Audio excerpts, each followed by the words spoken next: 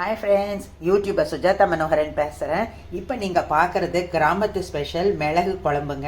ரொம்ப ரொம்ப நல்லது. இப்போ எனக்கும் உடம்பு சரியாக இல்லை, லைட்டாக கோல்டு, காஃபு, தொண்டை கரகரப்புன்னு இருக்குது. அந்த சமயத்தில் இது மாதிரி குழம்பு செஞ்சு சாப்பிட்டோம் அப்படின்னா ரொம்ப இதமாக இருக்கும். வெதர் கண்ணா பின்னான்னு இருக்கும்போது இந்த குழம்பு ரொம்ப யூஸ்ஃபுல்லாக இருக்கும்.